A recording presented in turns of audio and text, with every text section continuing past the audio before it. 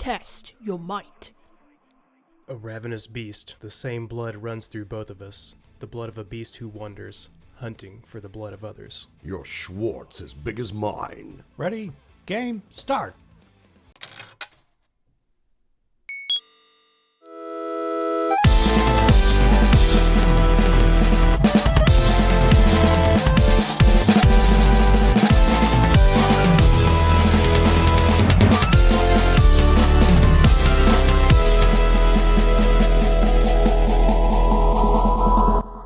Welcome back, ladies and gentlemen, to 8 Bits and Dice Rolls podcast. My name is Redimus Maximus. I'm your Star Queen. This is John Lovecraft. And we've got a special guest here today. Mimir. All right, ladies and gentlemen, welcome to the show again. We are basically right at Thanksgiving now at this point. Woohoo! Yeah. So happy Thanksgiving to everybody. And what says be thankful that of your friends than having a fight with them? Oh, absolutely. Isn't Yes. that what Thanksgiving is about? Like Exactly. going Yeah. and spending time with your relatives and arguing about what channel to put on the TV. Just fighting and eating. Yeah. You know, Exactly. and of course the airing of the grievances thereof, you know. I mean, come on. It's part of the family tradition. Sometimes. Exactly. Well, since we're talking about family traditions and grievances, this episode is actually going to be about a versus series. So we're going to be diving into different topics about people, things, creatures, sci-fi that are going to basically be matched up before, or maybe we do want them matched up now. Which all those things, you could also drop a comment down below which one you might want to fight, or maybe you want to content on. So the first one we're going to start with, let's go with Mimir, since he's our wonderful guest. He comes from the lands of the ice and snow where the hot springs... You know the rest Yeah, of the you know the song. rest of the song.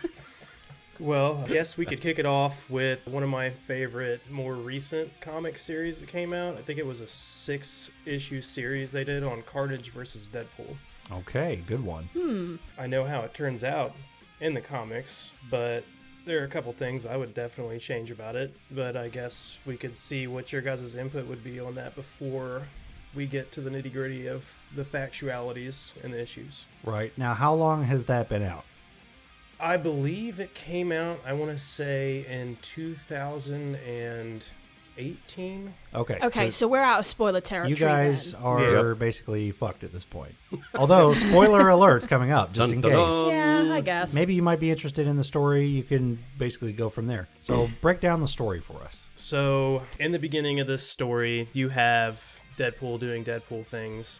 Just so happens that somewhere around the same location, we have Cletus Cassidy, aka Carnage, running amok. You got two different guys in these issues, and their mental capacity is bordering on the edge of psychotic. Okay. You got Wade Wilson, which is, essentially he has two different voices running in his head on top of his own all the time. Then you have Cletus Cassidy, which is just this Also a nut job. Yeah, at this point in time, he's already been through several different things. He's gotten a hold of the Darkhold at one point in time, shattered his mind even farther. Whoa. They're psychopaths. And to quote Deadpool in the comic book, he actually says to him at one point in time, your kind of crazy and my kind of crazy are like kissing cousins. Ew. Oh my God. Sounds Okay. about right. Yeah, so Ew. no matter where you go, I'll always be able to track you down. So essentially what happens is this is Deadpool being contracted to take down Cletus Cassidy. Okay. So he has his job and he knows what he has to do, and he's literally gunning for him the whole span of the issues. And he does get a hold of symbiotes at some point in time. So you have, at some point in time, I think issue number 3, you're covering Deadpool with a symbiote and also a dog that he has with him on a symbiote. And it's essentially a series of violent battles between the two of them. I think I remember that because you can get Funkos of those, right? Yeah. Okay. Mhm. Yep. I do remember kind of that whole thing. Now, here's the thing. So, if Wade Wilson has a symbiote attached to him, where is the discontent, or where's the disconnect there? Because he's obviously got the same powers that Wolverine has, right? The whole regeneration type thing. But multiplied by 10. Correct. Now, with Carnage, it's the same thing where they are basically the same thing where Carnage is just like any other symbiote, where he's susceptible to psychonic sounds and seismic sounds and things like that. And then that kind of becomes the disconnect. So with Deadpool, the disconnect is going to be the mentality. So essentially, his mind becomes the disconnect between the two. He is the only person that I can think of in relative history that can shed the symbiotes at will. With that, though, plus his invulnerability and the fact that he could literally be chopped into pieces or blown up and then pull himself back together again or regrow his limbs, that's where this comes to kind of his game. Okay. Because during this issue, Cletus Cassidy, let's just say, cuts him up more than once. So, Which is to be expected. Mm-hmm. So after he gets to the point, Deadpool gets to the point of where he's learned Cletus Cassidy in almost a taskmaster fashion, comes to the point in time where it turns out that Deadpool is actually crazier than Cletus Cassidy. Interesting. The plot thickens like pea soup. Honestly, I could see that coming, to be honest. So essentially, throughout the issue, I mean, they duke it out. At the end of the series, you have Cletus Cassidy celled. Cletus Cassidy is freaking out because he's worried about Wade Wilson. He doesn't want him to find him anymore. He has literally thrown himself in max detention prison to keep Wade Wilson away from him. Okay. That's actually Interesting. kind of hilarious. We look at the history of Wade Wilson. You know, he's a bounty hunter through and through. And of course, Green Beret and Yeah. and all that. He's desensitized to everything. So yeah, Yeah. of course, like if he's going to be going for a symbiote, he probably doesn't give a shit. I mean, probably one of the, your also other favorite one is, Deadpool versus Marvel. Yeah, the Deadpool kills the Marvel Universe. Yeah. Yeah, that's always something you got to take into account when it comes to him, is if he were to ever become sane, he has the potential to destroy every single Marvel being there is, all the way up to a cosmic scale. So like even with Galactus. Oh, That's kind of fucked up. Yep. So essentially, I mean, what happened in those comics where it was his mind was infiltrated, Deadpool's mind was infiltrated, and, basically it was infiltrated so they could try to make him go insane, but it had the opposite effect on him, and it actually made him sane. And through his sanity, he gained reason and figured out like the biggest threat to everything are the superheroes themselves, the villains. So it's like, why not just all take them all out at once? Yeah. I mean, from his point of view, that makes perfect sense. Yep. Well, that's interesting. So, kind of going off of that, because we've seen Deadpool do all kinds of stuff, one of the, I think, better animated ones, at least I've seen, and I just obviously coming from the comics, is Wolverine versus Hulk. That was a good one too. Yeah. So the very first appearance of Wolverine, mind you. Yeah, it's insane because, you've got two heavy hitters trying to attack like the most incredible creature that just keeps getting stronger and stronger the more it gets madder and madder. Oh yeah. How do you really like bounce that back and forth? I mean, when you really look at it from Wolverine's point of view, he was unleashed by the Canadian government to take care of this thing, that came into their country, and all of a sudden, okay, we're unleashing Wolverine. Well, how many issues did that take? Spanning from the 70s until the mid-80s, and every time they meet together, they fight. And it doesn't matter, it still winds up as a draw. Yep. Well, it eventually came to the point in time, too, to where now they have a Weapon X Hulk project.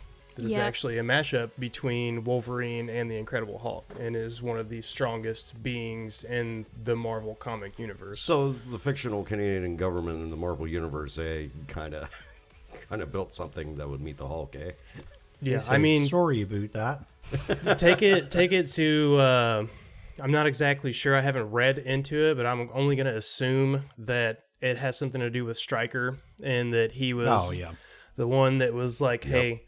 We got something that's even stronger than my Weapon X project, so let's use his DNA and my Weapon X DNA and make an entirely new, different monster. Yeah, it's kind of crazy where the gamma radiation stuff goes. It's crazy where the symbiotic stuff goes. It just gets gross. I mean, you got to look at the Hulk, though, man. They had, because it wasn't just Wolverine. They sent out the other weapons on top of Wolverine. They had Weapon X. They had, Deadpool, Wade Wilson. They had Omega Red. They had everybody coming after him in the weapons project at the time, and none of them could take him down. Yeah. So you've got that, once William Stryker gets hold of Hulk DNA, it's kind of game over. Pretty much, yeah. Thinking about the weapon stuff, which was the girl Wolverine? X-23. X-23, thank you. She That's what I was is trying to figure out. awesome. Yes. Yeah, she's really cool too. I was actually just reading one of the original, well, not originals, but one of the kind of reboots of X-Men recently. And she reappears as part of the main X-Men story because Wolverine at this point is gone. Yeah, she's the official takeover for Wolverine at that point in time. Yeah, it's kind of cool going through that kind of stuff. And obviously there's tons more of those to talk about. Yeah. But Star Queen, why don't you hit us with some of your heavy hitters? Well, do you guys want a heavy hitter or do you want something interesting? Oh, let's go interesting Let's first. go interesting Yeah. first. Okay, so picture this this- in your mind. This will be fun. Picturing. Okay, this is London. There is a bar. The bar is kind of in Chelsea. Chelsea is a very upscale part of London. This is where a lot of rich people hang out. It's- Some royalty can be seen sometimes. It's nice and posh. I've been there. Nice.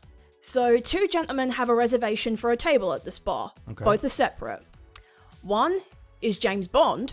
He walks Okay. in and he sits down at one end of the bar, and Austin Powers walks in. He sits down at the other end of the bar. God. Oh, here we go. Okay, Who- that is interesting.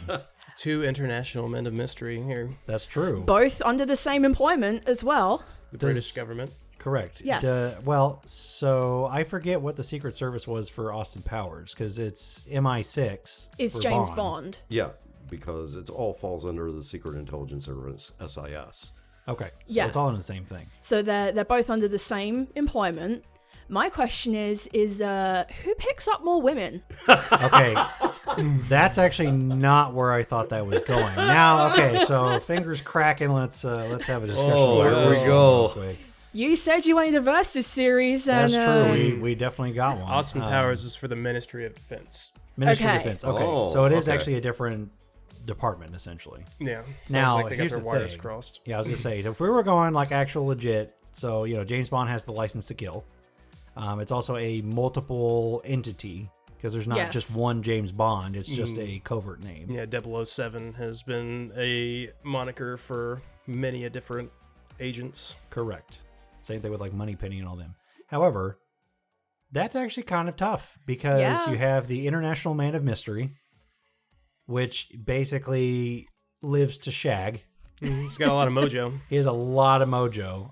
he's but got a lot of charm as well. he And does. A lot of charisma. when you go back and watch those movies as well, people point out, and I'm one of those people too, those Austin Powers movies have aged a lot better than some of those earlier James Bond movies. Yes, They have. they actually. have. They Because have. if you notice, Austin Powers, even though, yeah, he comes on to women, when he gets rejected, no means no.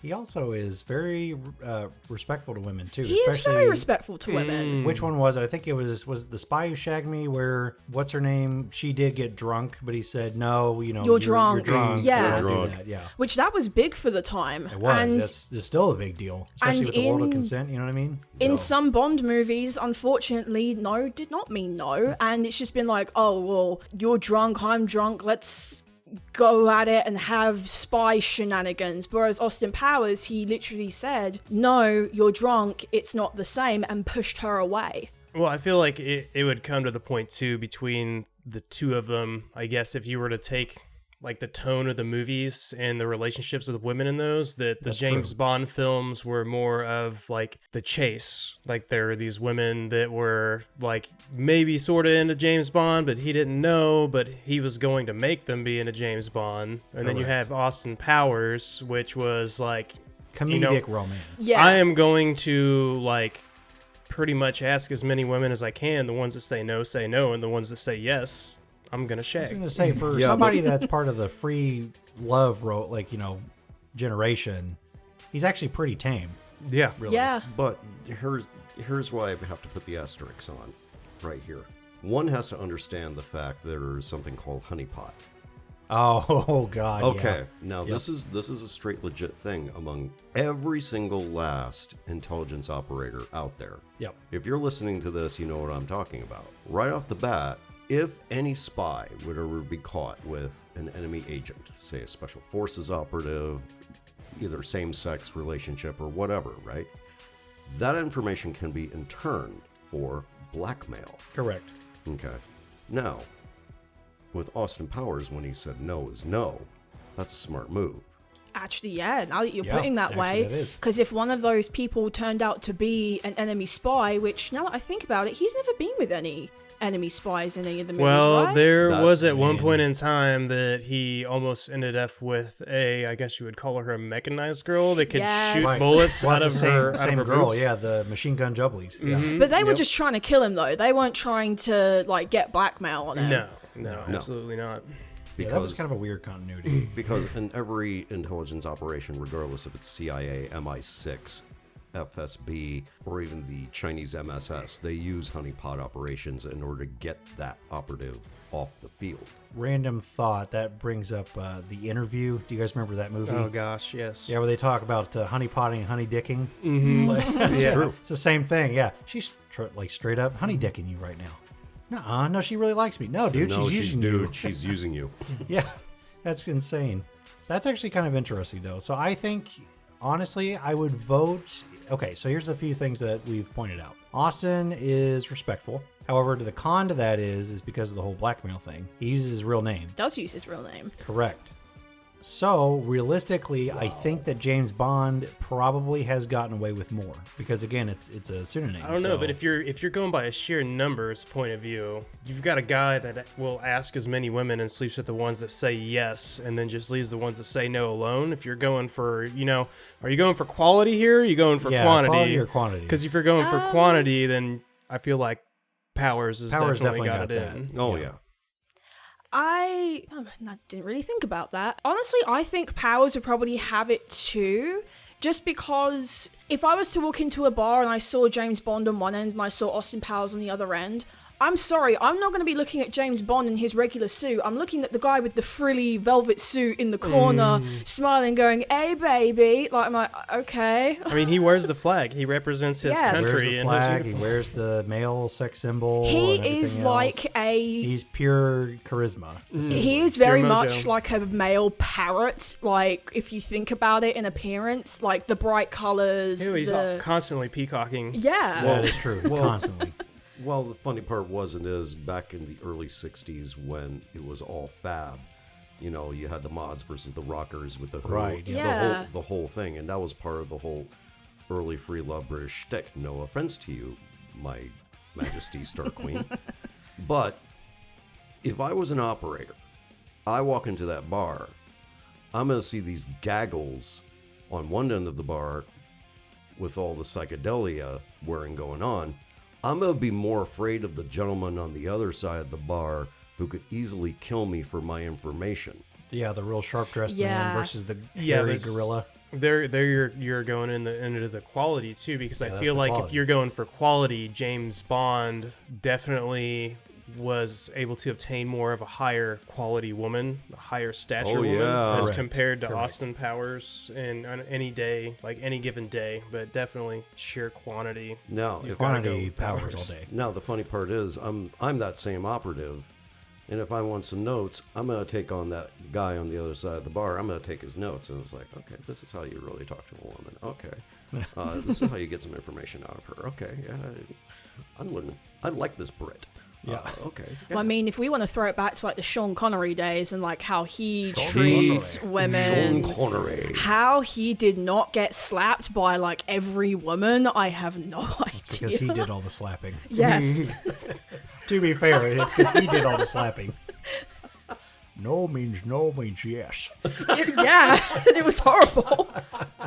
Okay, so in the court of law, I think Powers might have it too.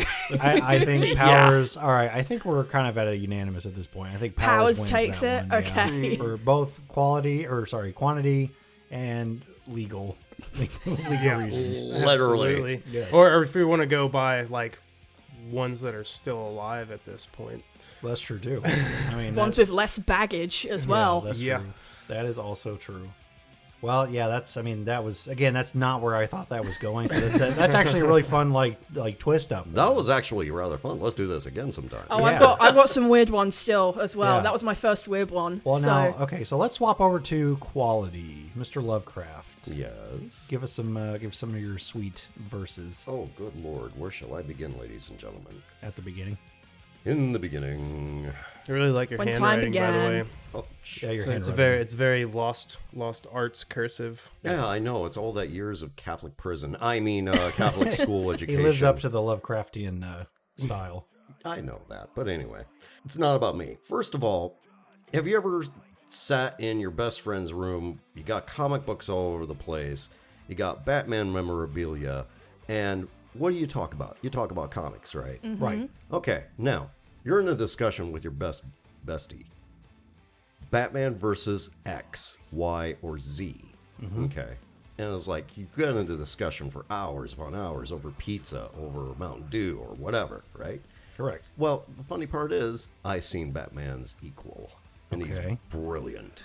If you ever get a copy of Justice League America, JLA versus Avengers, Oh, yeah. No, that's Yeah. actually a good Go one. That was on my list, get too. it. So, yeah. go absolutely. get this sucker, because one of my greatest, it was an adrenaline rush. Avengers meets Justice League. What do? They fight, of course. Yeah. Now picture this, ladies and gentlemen. In the first few blocks, you see Batman, stoic as ever, looking mean. And you see in the next block is Captain America, looking mean. Okay. Yep. I know where this is going. They're walking up to each other like it was the gunfight at the OK Corral. And they were walking slowly toward each other. And then all of a sudden, hit, back off. And then hit, back off. Oh. That's kind of reminiscent of like anime fights, right? Yeah. So It there's was. a lot of, Yeah. like, It was. And especially it for, was. like Dragon Ball, for instance. And it's playing with your imagination simply because they're using 5 different martial arts at the same time. Yeah. Captain America with his shield, Batman in his armor, and all of his gadgetry. And I was just stoked. And I was like, okay, who's going to win? Who's going to win? Draw. To draw. Yeah. Which that also The seems to be a draw. theme of a lot of the things. However, there were some turnarounds in Yeah. in wins and all those kind of things.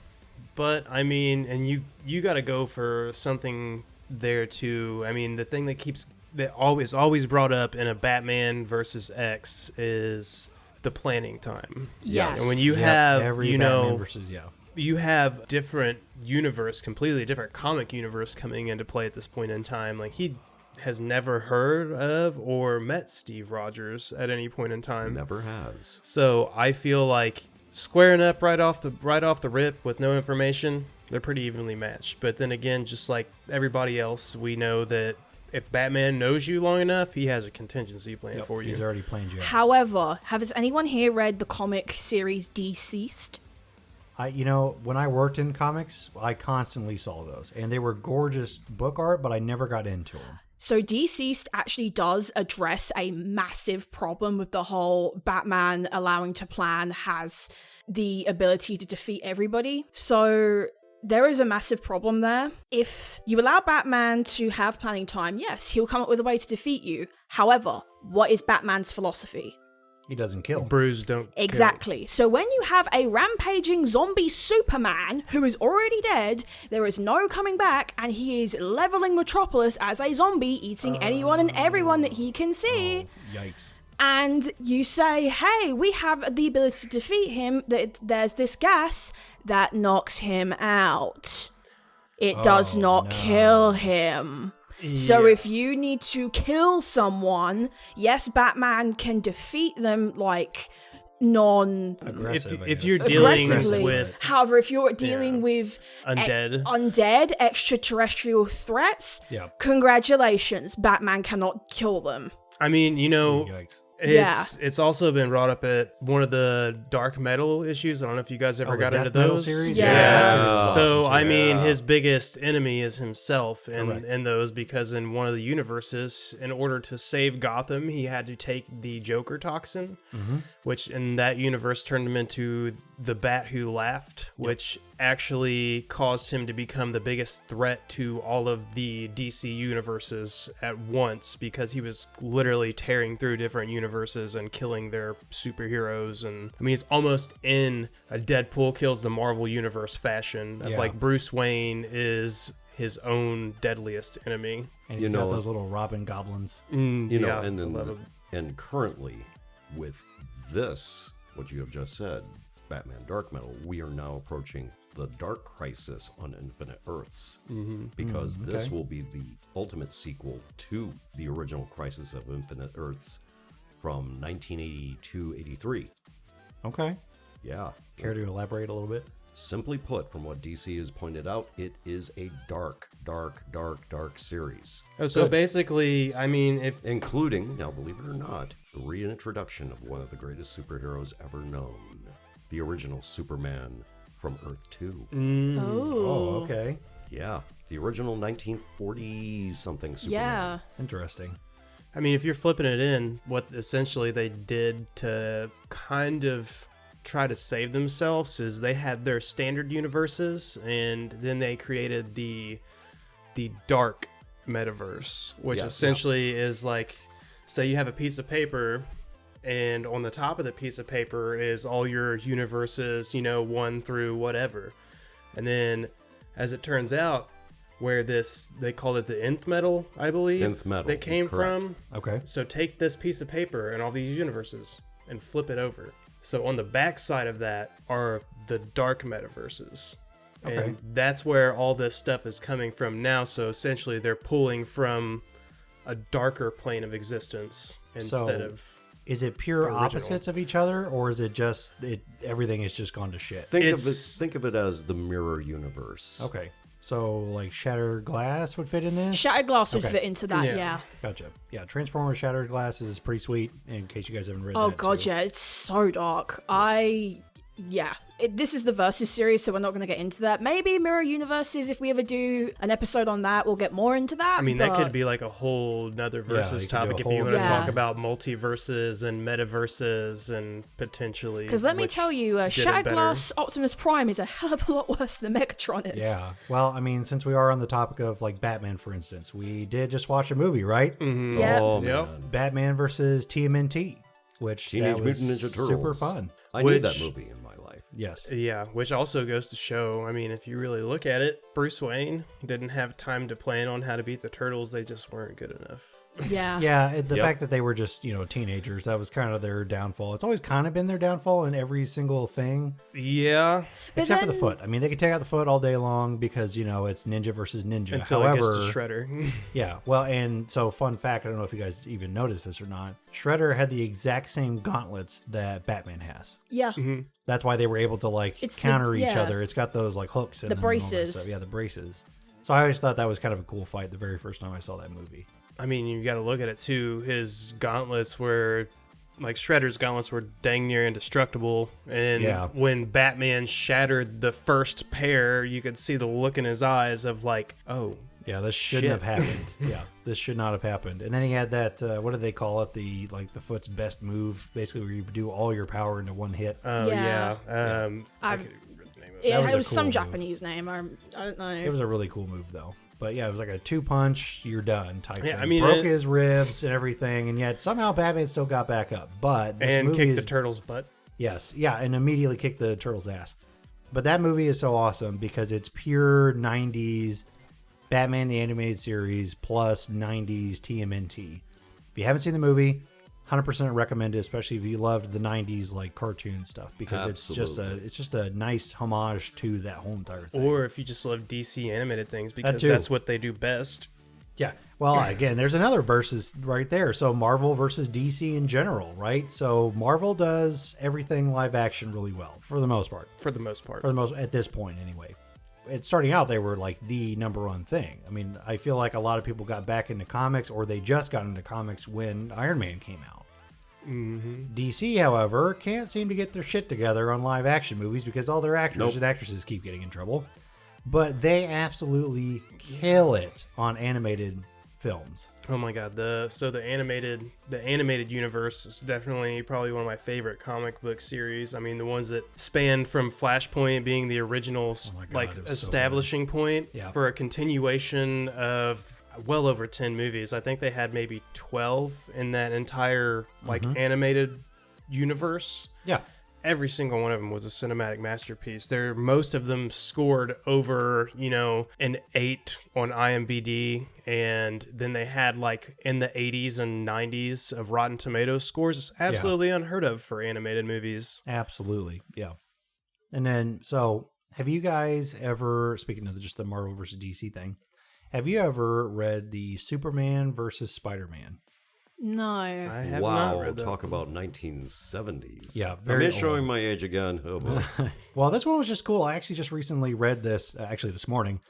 Basically, the plot of it is Clark Kent comes in and he is basically just ravaging through, New York and all this other stuff. And Lex Luthor, in order to stop Superman, tricks Spidey into carrying some kryptonite on him. And it's a very close battle for the most part, but Superman still comes out on top because, he's Superman. Right.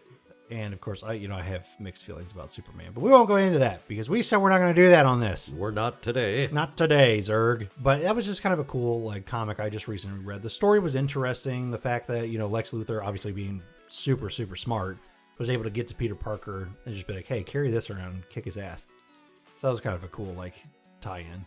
Yeah, I mean, Peter Parker being a young superhero and definitely being, I guess, naive enough to trust Lex Luthor. Well, for the Definitely time, comes into young, For the anyway. time, yeah. I mean, he's still at that age where he needed affirmations and things like that. Yeah. So even if somebody was paying him a little attention, especially Lex Luthor. I want to look into that just for the quips. I just want to see what kind of quips he had to throw at Superman. It was mainly his super strength versus his super strength. Right. But the fact that he had the kryptonite on him, it basically kind of put them on the same level. It's almost like the Superman versus Batman thing, right? But you get the comedic point at the same time because Correct, Spider-Man because Spider-Man's an cannot asswipe, fight so- people without making quips. Yes. It's just always going to happen. Every single type. And then Starcream, did you have another one? Oh, I've got lots. Okay. Do you want weird again, or do you want just basic? I mean, I'm kind of invested in the weirder ones now. Okay, you want a weird one? Kind of seems like we're having the bounce back and forth. We go serious, and then we'll This- go to this is great. The change. Okay, so weird one. Who would win in a dance battle? We got Star-Lord from Marvel, and we've got Jazz from Transformers. Who wins in that dance battle? Okay, that's actually kind of tough. So let's kind of weigh in on this one. Jazz, obviously, breakdancing Autobot. Loves every kind of music, does not discriminate against any kind of music. Yeah. Literally named himself after a type of earth music because his name is unpronounceable in English. Yeah. So- Well, here's also what puts them on the same playing field is they both love 80s music. Yes, they do. I mean, Star-Lord, he carries around a tape Walkman. cassette. Yeah, a He carries Walkman with Sony his Walkman. favorite volume, mixed stuff.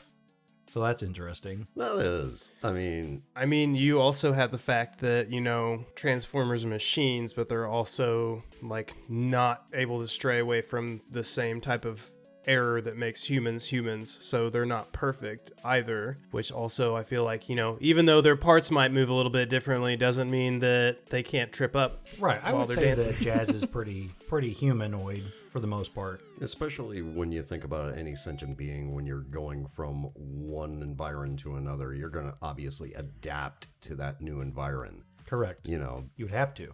I guess my question as well onto that would be if this was an improv dance battle, who would win?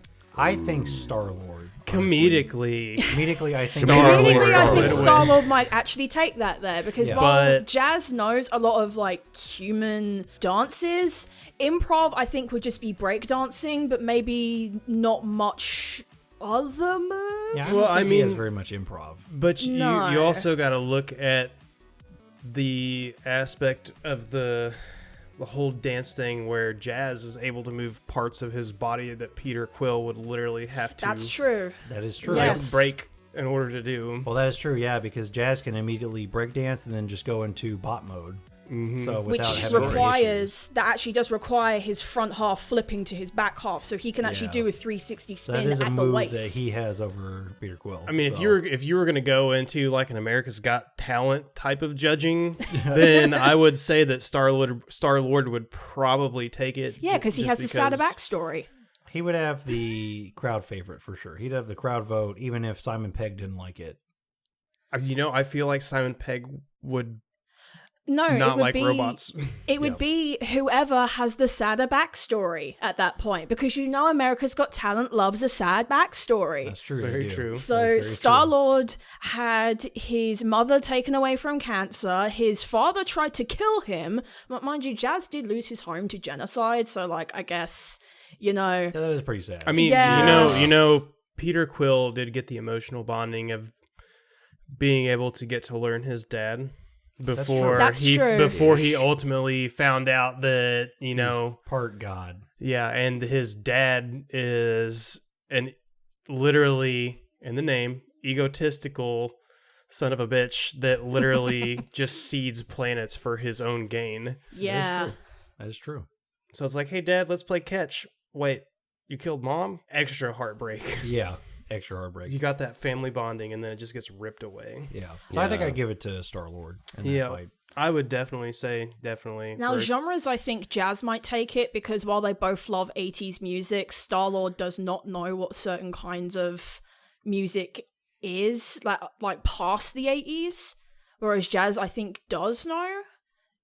I guess So that's if we want to go off, true. if we want to go off IDW comics, they did take place in like modern day, and Jazz was not just dancing to like 80s music. Like at one point he references like Madonna and ABBA and all that this is like true. Euro I mean, disco music. Once and- Peter Quill went back to Earth, he also was able to learn more about music. I mean, he still favored, you know, the 80s music, but I feel like he did learn more about like later 80s, 90s music, and, you know, I would say because they're basically both in the same time frame, though. Peter Quill was taken from Earth. yeah, and all he Yeah. had was a Basically, cassette tape. He had the cassette tape, so he had those few songs. And obviously that meant a lot to him because it was his mom's, you know, farewell kind of gift thing or whatever, right? Right. And then he got thrown into the Earth or the universe type music, and that's pretty much all he had to go off of. So that's why he kept going back to the 80s. So if we're staying on the same plane, dance, I think definitely Star-Lord still. If we move on to forward music, I think Jazz at least had the ability to, you know, start from the beginning of Earth to today, basically like the present. So that's kind of the you know, set off point. So he started out dancing to the sound of rocks and twigs. Yeah, I mean, he was dancing to the end of the world at the first part. You know what I mean? So Mm-hmm. I think I'd actually love to see those two in like a, I don't know, like a formal like ballroom type setting and see like, okay, who has the better like pair dance? Because Star-Lord obviously has Gamora, he has Gamora, he's got Drax, he's got his group, and then Jazz would probably call on Prowl, his computer is so powerful that he can learn basically anything. So if Jazz pulled Prowl onto a dance floor and said, hey, learn these steps with me, he'd be like, okay, and then learns the dance as he's doing it. yeah, that's true. Whereas Gamora might, I don't know, maybe slap Star-Lord and be like, what are you doing? Why are you putting your hands on me? Get away from me, you weirdo. Yeah, that's true. I think he would want to get Drax. Yeah, That's his actually. dance partner. yeah. Yeah. Or Groot. Or Groot. I think Groot, yeah. Yeah. Young Groot knows how to groove. Yeah. So that would be the thing. But if we're actually going Transformers back to Earth, and of course this might be a year toucher, I apologize, Mr. Lovecraft. Yes. Transformers versus G.I. Joe. Ooh. Yeah. Wait, okay, hang on. Preface that. Which Transformers crew are we going with here? True Well, story. it would be technically, I guess, like G1 versus like original G.I. Joe, right? So obviously the Decepticons are coming to Earth because they want to take over everything. Oh, of course. And G.I. Joe's not going to stand for that. Nope. So that's what caused them to basically fight each other. We ran into the cliche of, you know, they thought that they were going to fight the Autobots, but then the Autobots were like, no, we're also the good guys too. And then they teamed up to, you know, take out, what was it, the Baroness and what's the silver guy's name? Cobra Commander.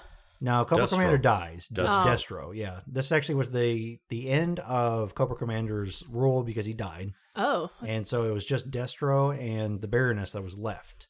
And so they teamed up with Megatron and Soundwave to basically take over the Earth, essentially. Because, you know, they both found out that way back in the day, the Cobra Legions actually had tie-ins to the very first moving of Energon. This is true. So that's kind of how they came together to like, form their alliance. And then the Autobots were still part of the Rebel Alliance, which became part of Joe. And so if you actually see those toys that they basically just restarted doing, you have the G.I. Joe and Transformer stuff.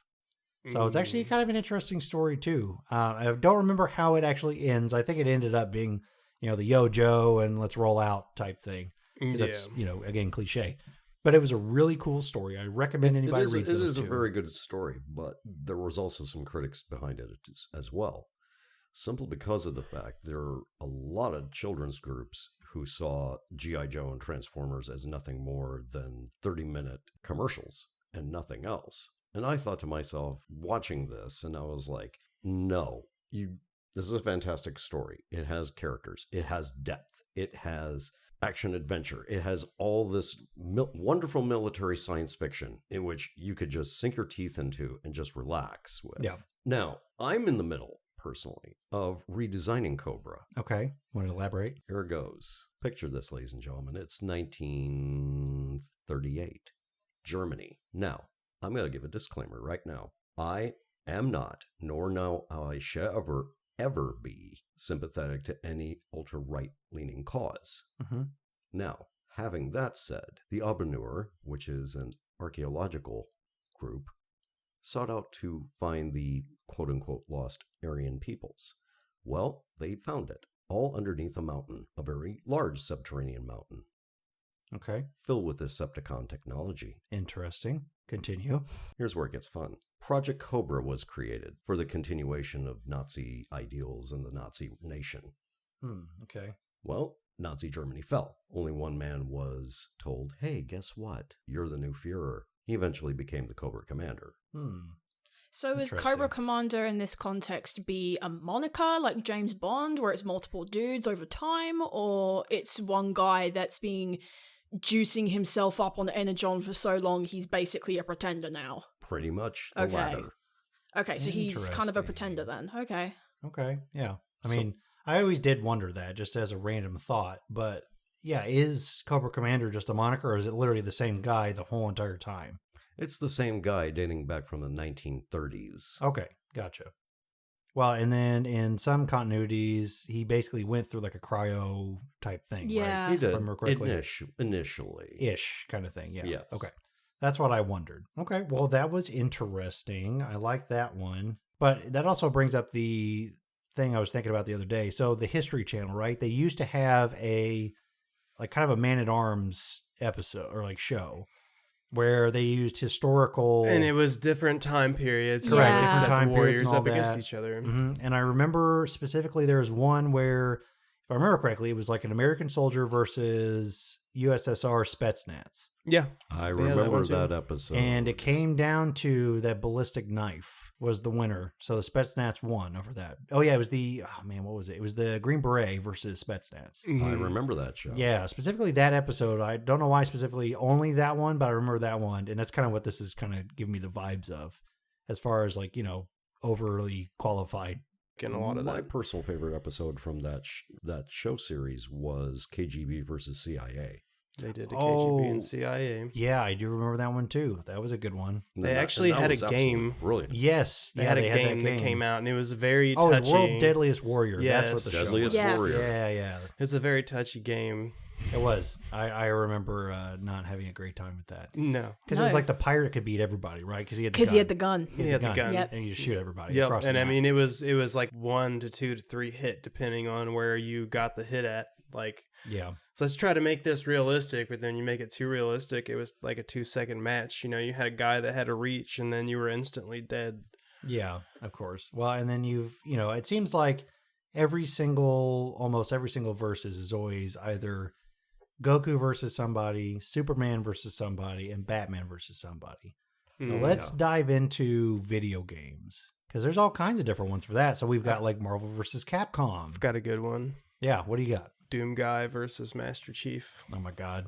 Please elaborate. Well, I mean, look, both are Space Marines, Right. Yes. right? So both are Space Marines, only you have one that delves into the genre of horror, demonology, and so on and so forth, magical powers. But then you have another one that Forgot he had magical powers. Yes, he does. Yeah, I mean, you got the Doom Sword. You got BFG. the BFG. I mean, I would count the BFG as just a regular weapon because if you could go as far as with Master Chief, you have Spartan lasers, rocket launchers. Fun lore fact about Doom Guy as well. He is the descendant of the protagonist from Wolfenstein. That is Really? true. No shit. Yep. That is I true. did not know that. Yeah, if you That's a notice, new one. I forget the guy's name, but yeah, if you look at their character models and their like surnames, yeah, they are descended from each other. Yeah, they connected the series at some Yep. point in You time. know what, though? I mean, that completely makes sense. If he's got weird-ass powers and shit, Wolfenstein is the perfect time frame Yes. for Yeah. that to be tied into. Because how fucking weird was that game? I mean, you know, if you take Doom, like the newer Doom games into it, I mean, essentially take away the Gothic-esque monsters and replace them with space demons. Yeah. It's pretty much kind of like the same type of storyline. And in Yeah. the new Wolfenstein games as well, the Nazis were doing stuff on the moon and Mars. That's true. They were. So the groundwork was already there. And Bethesda came out and said, yeah, they're the same family. That is insane. But Yep. that makes so much more sense now. So you've got essentially like a Van Helsing-esque space marine. And I He does mean, have chainsaws, but then you have the Master Chief. which is considered a demon of his own, especially to the Covenant. Yes, indeed. That was one of his monikers to the Covenant. But so you have Master Chief. He's fought hundreds of space battles. He's been to the brink of death and back on more than one occasion. I'm going to go ahead and say we're going discredit Infinite right now because I'm not really a fan of that one. So I haven't actually played Infinite, but I have followed Halo lore and history literally since the beginning of Combat Evolved. Yeah. Up until this I point. mean, so you've got one thing that seems to not be coming back that I really wish that 343 would bring back, and that's the Flood. So Master Chief has had his own battle with space monsters. You're talking about pre-Dead Space zombies. And so, they're spores, and they continue to grow, and all those other things. I mean, if you track them back, they were the ones that eliminated the Forerunners. Yeah, that is Yeah. true. I remember that. So I mean, you have Master Chief, who could literally pick up, just like Doom Guy, pick up any weapon and use it. He's a super soldier. You want to get into it. He also has shields. He has his typical overshield. He has his shield bubble. He has invisibility and all of these other things that can run into. But there is one thing that I feel like he does have that outclasses Doom Guy, and that's his tactical planning. That is true. Yeah, Yeah. Doom Guy is very shoot first, ask later, and Master Chief has to kind of think about the process that he's going through. If we actually look back in just an example, Tactics.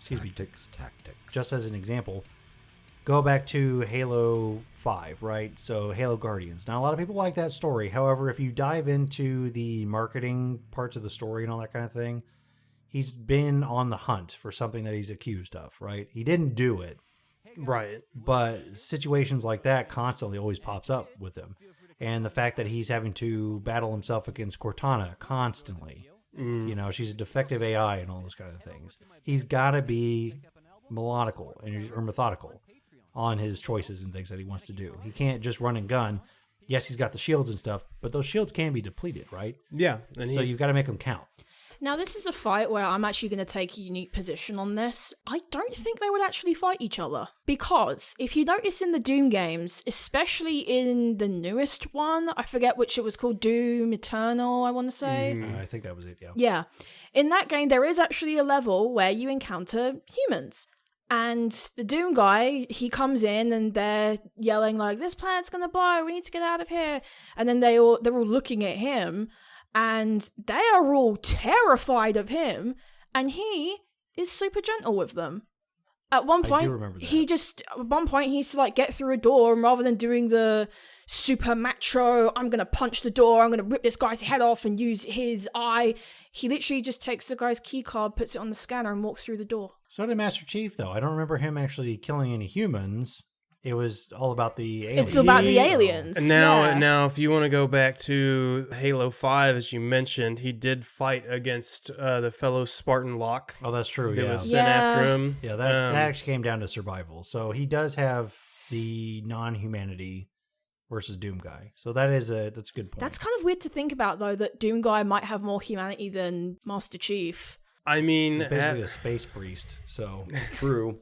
I mean, at all cost. I mean, they're all cost kind of peoples. You know, Master Chief's prime directive was protect humanity at all cost, and Doom Guy, you know, he pretty much followed the same. The only difference between the two is, given planned time with Master Chief, he has to think out of stuff, and Doom Guy is like, I'm gonna walk into this room and literally just shoot anything that moves and looks freaky. So in a fast-paced situation, I know Doom Guy is not for shooting at humanoid things or whatever, but like, if you come into a situation where he's already shooting and you get in the way, I feel like that's going to be a good initiator for the Master Chief.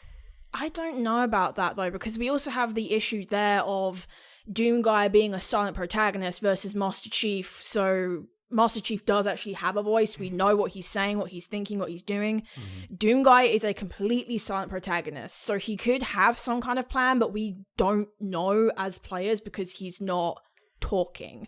You know who I think could beat both of them? I swear, if you Superman. say Duke Nukem. God damn it. Yeah. Say Duke Nukem, yeah. Hail to the king, baby. Hail to the king, baby. Did you guys see All that out of he was bubblegum. in he was in a game recently. I want to say it was like one of the new Blood, it's like Bullet Blood or Blood Bulletstorm. Bulletstorm, Yeah, that was it. They took out the protagonist, redubbed all the dialogue, and put Duke Nukem in there. Yeah, which is actually pretty genius. It's Yeah. actually really funny. Well, they made a Duke Nukem game, I feel And it like, was terrible. in the It was early It was a remake. 2000s. No, that game was amazing. It was hilarious. Duke Nukem Forever? Yeah, No, Duke Nukem that was awesome. It was terrible. the most glitchiest piece of shit I ever played. know. But my God, it was so It was pun-worthy and made everything. to be hilarious. Yeah, and that's it kind of did the whole its point. job. It did It was exactly what it was supposed to terrible. do. He fought pig demons, and we saw nudity and everything else that was Didn't included. he get like shrank at one point in time? Yes, yeah. Yeah, I mean, it's just a complete like meme game, and they knew what it was. I mean, the guy is still doing like cameos online. You know what I mean? You can buy the Duke Nukem voice to just tell you ridiculous shit. So he knows what he's doing. He's set for the rest of his life. That might be worth money for an intro on your podcast. I mean, That is Cold true. Ones That is true. paid him to say "D's nuts," so That is true. Yeah, which actually, I mean, Cameo is actually pretty funny. Although it's pretty expensive if you ever. yeah, actually it look depends at on it. who you get. Even the like third party, C-list people, they're still anywhere between $60 to like $150 for maybe two minutes of dialogue. It's Yeah, kind of let me sad say a that couple Gilbert lines. Godfrey died though, because he was on there and he would do anything. Funny. He would have been pretty funny. Yes, he would. Although, speaking of just guests in general, we do have a pretty awesome one for like our Halloween episode, where Sammy Terry actually joined us, and we had a cool interview with him. So, Oh, that's dope. yeah, that was pretty. He neat. he was a straight up gentleman. Is Sammy was. Sammy Terry Jr., I'm assuming? It's Sammy Terry Jr. Yeah. Yeah, because Sammy Terry The Sr. original is in an urn. Yeah. Somewhere. So, I've ran into him at a couple different horror conventions, never actually had a conversation with him. oh, he's but- really cool. Actually, we have pictures of him. We'll have to show you after the Yes. show, but Now, how many of you out there are Trekkies? Say me. I could appreciate him. Oh. Yeah, I like some of the stuff. I'm very selective about my Star Trek. Now imagine this. You're in the middle of a Star Trek convention, right? I don't care where it is in the world. Okay. Now, long time ago, back in the day, there was a nice little Star Trek convention in a town called Elkhart, Indiana. Mr. John DeLance was there, who played Q in the next generation of Star Trek. I do know who that is. Okay. Yes. Very good. Just checking your Trek knowledge Yeah, here. I do know that. Now, imagine this. Me and a buddy, we're having lunch, and the convo turned to, who's the better captain? Captain Ooh. James T. Kirk or Captain Jean-Luc Picard? The $1 million Star Trek question. Is Yeah, that yep. ever a question? I thought you were going to go the fanboys route of what was the running joke in that movie? The Trekkie fans kept calling Han Solo a bitch. Han Solo's a bitch. Yeah. Boring. Yep. Let's go for the real blood and guts of the whole thing. Who was, in fact, better, James T. Kirk or Jean-Luc Picard? I mean, I always went with Kirk. Okay, so elaborate on that. Simply because of the fact he was not just your standard by-the-book soldier type Starfleet captain. No, he actually did the only thing that Starfleet captains ever did.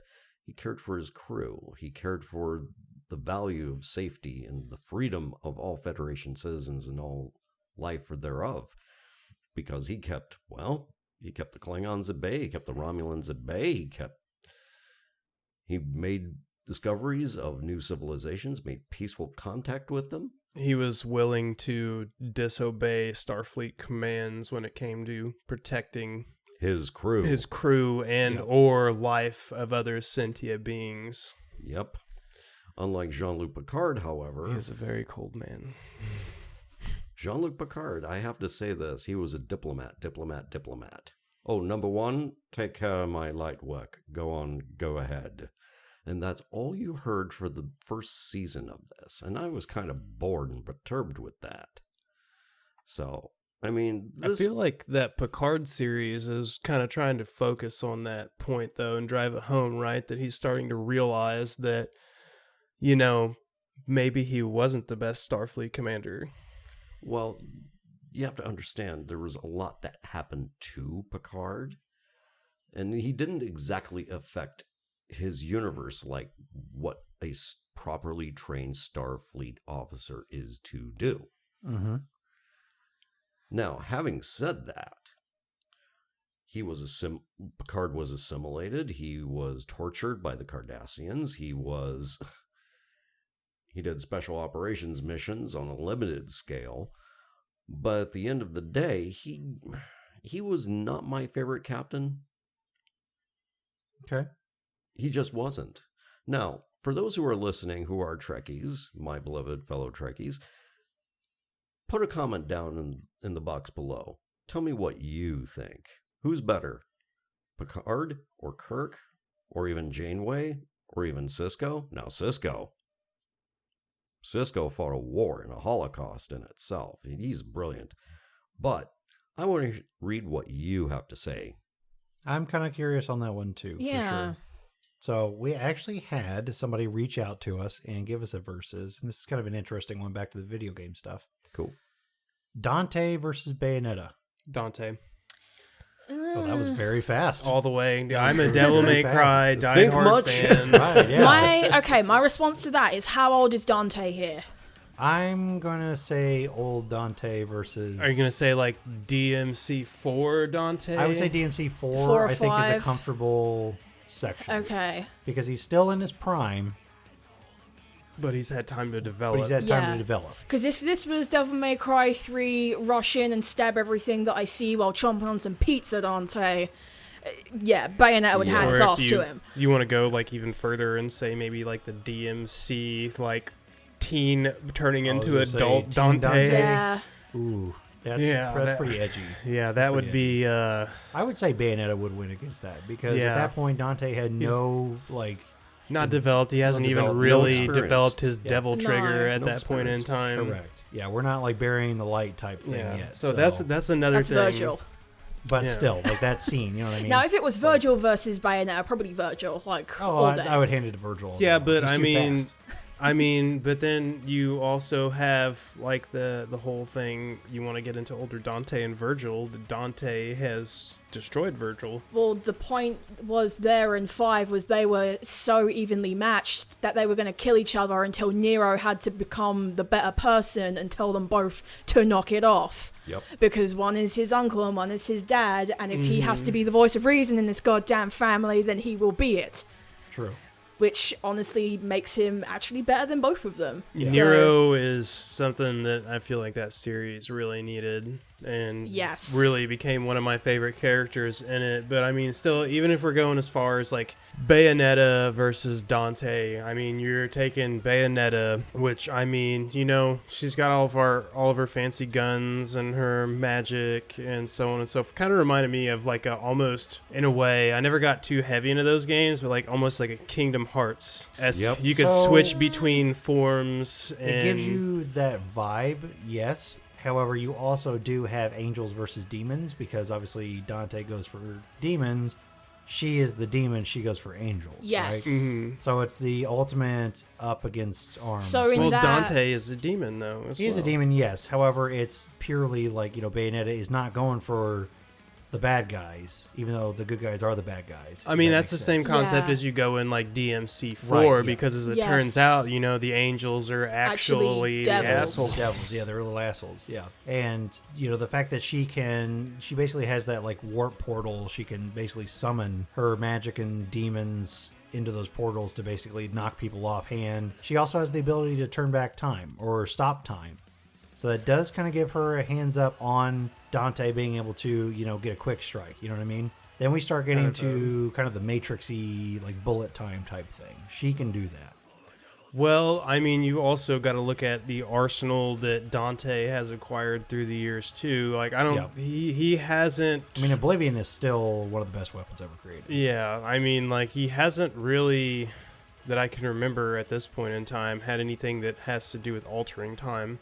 But, I mean, he's literally packed weapons from the best, the biggest and baddest of the demons that there are. I mean, like, ranging from, so he's essentially close range to long range in the essence of, like, he can wield swords. He has Gilgamesh, which is a pair of boots and gloves, all the way to Ebony Ivory. You know what? What about the one? There was a time-altering one, wasn't there? In There DMC4, was, yeah. the one where he turned Yes. into a Oh, chair that's right, and it yeah. shot the guns. That's right, I Yeah, do remember can't that, remember yeah. that weapon specifically, but it was a time-altering weapon. That so is true. You so have you that do too. have that to kind of balance it out. Now, they both do have on their side the anime rule of when they're both going to shoot at each other, they're clearly shooting each other's bullets. yeah. So I think Right. if we remove Ebony and Ivory and we remove her guns, What about Coyote A? Mm. The shotgun. yeah, I think guns. No I guns No in guns. I general. think Bayonetta has still because of her time skip things. Even I think with like a buckshot, she could still pick off each little pellet. Right. So I think they're evenly matched in guns. Now, as far as melee combat, that's actually going to be kind of difficult because her shoes are made of the guns. However, it is a certain type of like devil steel. So she could, if she's going to break dance while he's swinging his saber, like his sword and stuff, they might be able to do obviously the anime like ching ching ching ching ching type thing on that too. Right. I still think Dante would have it because I also just thought about this as well. Not many people realize this, but Bayonetta is human. That's true. Dante yeah, well, she's a is- witch, right? He's Yeah, the she's- son of Sparta. He is the Yeah. son. So whereas Dante is half human, half demon, she Yeah. is pure human who made a deal with Madame Butterfly, which is how she has her powers. She has powers. And then And not, she's a witch. not just half demon, but spawn half of the other spawn of the Demon King. And his mother was also, I believe, was she just a human, or did they deter at some point later on in time that she was actually... In one of the Bayonetta games, it's alluded to that she was a witch as well. Correct. I do Yeah, remember that. I think it was called like Eva's bracelet or something that you could get. It was a stupid hard thing to unlock, but yeah, it basically implied that was Sparta's wife, Yeah, Eva. that she wasn't That she actually just a regular might human not have being. been wholly human herself. Yeah, so I think that was implied at some point in time in one of the Devil May Cry games too. I think it might have been the last one that they made. I think it might have been in 5. Yeah. I think it actually, it might have been in DMC, because the point in time where you go into the actual household that Dante was raised in, Well, that's and not- it goes through the... I mean, I guess at that point we would be picking which Dante, because DMC Devil May Cry is not canon to Correct. That's what 5. I'm Yeah, saying. that's I think that's like a Yeah. reboot. Devil May Cry 4, I think, is the perfect jump point because Yeah. that's the mature Dante, but not also super overpowered, but enough overpowered to be ridiculous. Yeah, and I mean you got to look at it in the aspect too of like Dante has the devil trigger, so Yes. he can not only just fight in his human form, but if he wants to like try to take the upper hand or it gets too hard for him, he can just Yeah. devil trigger out, and then literally, I mean, like you have almost to the point in time where he can pull like a 7 strike. What was that? The cloud, the Buster move, Yeah. where he would separate his swords into like 7 different ones and go at And- somebody. outwit Sephiroth, basically. Yeah. Dante has the potential to be able to move at those kinds of speeds in Devil Trigger, and I just don't feel like Bayonetta like would hold up time wise. I feel like she'd hold her own for a minute, but if you're going to go like all out in the battle, like after a certain point in time, like Tia said, she's only human. Yeah, I don't remember Bayonetta having as much speed as Dante either. No. So where again she can stop time and slow things down, there's still a point of like, you know, he could probably break through that. It's the same concept of when Shadow and Sonic, right? So Shadow uses the Chaos Control. Eventually Sonic becomes so fast that he can break out of that stop time. Mm-hmm. It's the JoJo thing. Correct. It's like a JoJo thing. It's the anime law, right? So after so many times, they learn how to adapt. It's the anime law unless you're Saitama. Right. Yeah, Yes. He can really do anything. I mean, it's still one of my favorite arguments because it's the most trolly thing in the world is Saitama versus Superman. Mm-hmm. Because he's designed to beat Superman. He's literally, they came forward when they first made the show and said he is designed to be the strongest thing in the absolute world. Ever. Ever. So, and then also the other trolley one I'm thinking of, since we're talking about like devil triggers and stuff, Devil Kazuya versus Dante. Wow. Yeah, that was just more of a just think on it, but I just kind of wanted to bring it up because I was thinking about it, because actually circling back to the Sephiroth thing, this brought up my other one I was going to bring up. Since we're doing crossovers, Super Smash Bros. Right. Right, so that's the ultimate like versus combat, because now we have everyone pretty much against all Nintendo, and then Ubisoft and those kind of things. Sega, yeah, we've got Castlevania, we've got Final Fantasy, you know, we've got all the Fire Emblem stuff, Kirby, like everybody. Villager takes Villager. it. My God. Have you seen those soulless eyes of no remorse? Yeah, it's pretty bad. It's pretty bad. I hate getting a tree dropped on me when I'm like, oh yeah, I can get through that tree. Nope. No, you hit can't. you specifically at the same time, perfect every time. Ouch. It's awful. Well, that's actually a lot of really interesting versus stories. If there's any other ones that you guys actually enjoy, make sure to like, comment, and subscribe at the bottom, and let us know if you like the series. Let us know if you want to hear some more verses and all those kind of things. But we are unfortunately running out of time, or running out of turkey at this point. So I think it's about that time that we wrap it up, and then we will see you again on the next episode. Make sure to hit that like button and hit that notification bell so you get notified when we regularly update. Make sure to subscribe and leave a comment down below, because YouTube algorithm likes when you leave comments. They like that engagement. Yes, and we've got a lot of other really exciting things for you coming up. So make sure to put that coin in the slot, hit that power button, roll for initiative, and we'll see you next time.